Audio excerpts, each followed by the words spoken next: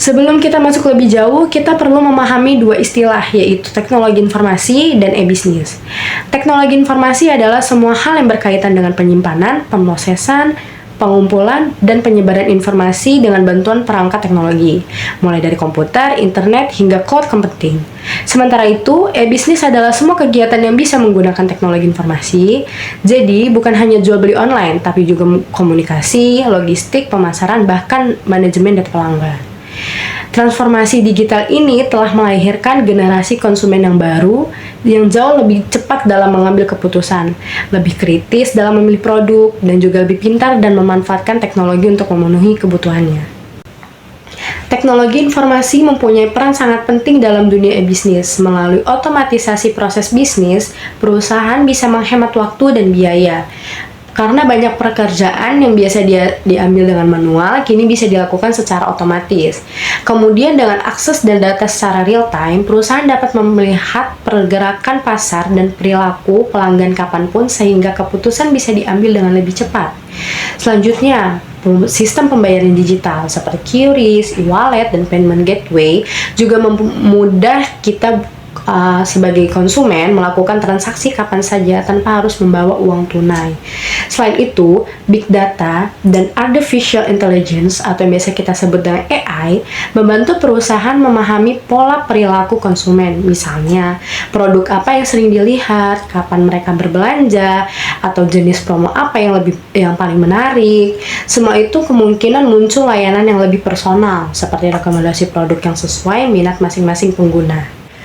Kemudian kemajuan teknologi telah membuat perilaku konsumen berubah sangat drastis. Kalau dulu orang hanya mengandalkan iklan atau saran teman, sekarang semua informasi ada di ujung jari.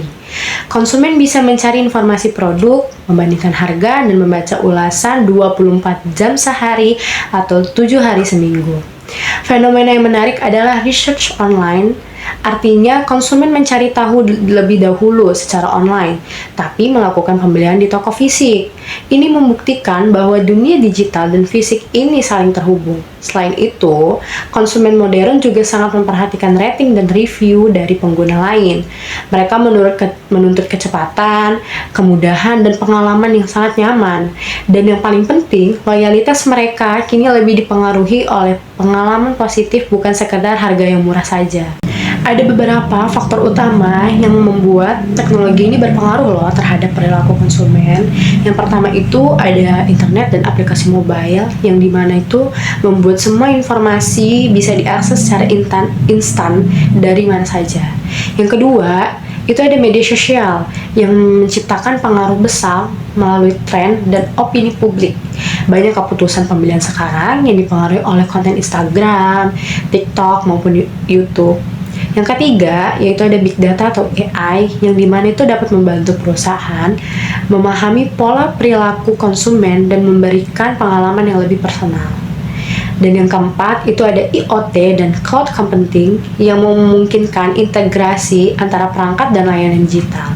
Contohnya itu notifikasi promo yang muncul, otomatisasi di aplikasi saat kita sedang mencari produk tertentu. Dan yang terakhir itu adalah keamanan cyber. Ini tuh penting banget loh, karena kepercayaan konsumen terhadap platform digital bergantung pada beberapa aman data mereka dijaga. Kalau kita bisa lihat dari sisi positif, teknologi informasi juga banyak membawa manfaat bagi konsumen maupun bagi bisnis. Konsumen sekarang bisa memperoleh informasi produk dengan murah, membandingkan berbagai banyak pilihan dan melakukan pembelian dengan cepat. Selain itu, teknologi proses membuat belanja jadi efisien dan nyaman.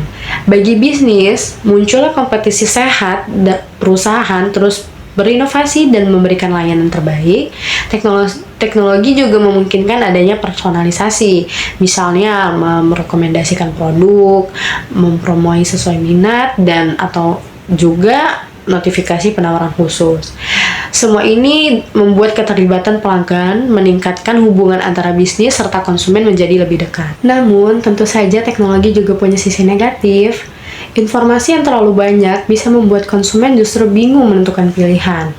Selain itu, resiko keamanan data pribadi semakin bisa disebar melalui dari kebocoran data pengguna sehingga penipuan online yang marak terjadi. Konsumen juga bisa menjadi terlalu bergantung pada teknologi. Banyak yang melakukan pembelian impulsif hanya karena tergoda promo atau diskon palsu. Belum lagi munculnya iklan menyesatkan dan review palsu yang merugikan kita. Jadi, bagi perusahaan maupun konsumen harus sama-sama bijak dalam menggunakan teknologi ini. Untuk menghadapi perubahan ini, bisnis perlu menyiapkan strategi yang tepat. Pertama, data konsumen harus digunakan secara etis dan aman, jangan sampai melanggar privasi. Yang kedua, tindakan pengalaman pengguna, baik dari sisi desain aplikasi, tampilan web, maupun pelayanan pelanggan. Perusahaan juga sebaiknya menerapkan strategi omnichannel, yaitu menghubungkan layanan online dan offline agar konsumen bisa berbelanja dengan lebih fleksibel. Selain itu, penggunaan AI dan Big Data membantu personalisasi layanan agar lebih relevan. Dan yang paling penting, bangun kepercayaan digital. Sekalinya kepercayaan hilang, konsumen bisa dengan mudah pindah ke pesaing. Sebagai kesimpulannya, teknologi informasi bukan hanyalah alat bantu, tetapi juga kekuatan yang mengubah perilaku konsumen secara mendasar. Konsumen sekarang lebih aktif, kritis, dan berbasis data. Mereka menilai produk bukan hanya dari harga, tapi juga dari pengalaman digital yang merasakan. Bagi pelaku bisnis, ini menjadi tantangan sekaligus peluang. Siapa yang mampu beradaptasi dan dengan cepat menggunakan teknologi dengan bijak, dialah yang akan bertahan dan bertumbuh di era digital ini. Terima kasih sudah menonton video saya. Semoga pembahasan saya tadi tentang dampak teknologi informasi terhadap perilaku konsumen dalam e-bisnis bisa menambah wawasan dan membuka pengalaman baru tentang pentingnya memahami konsep era digital.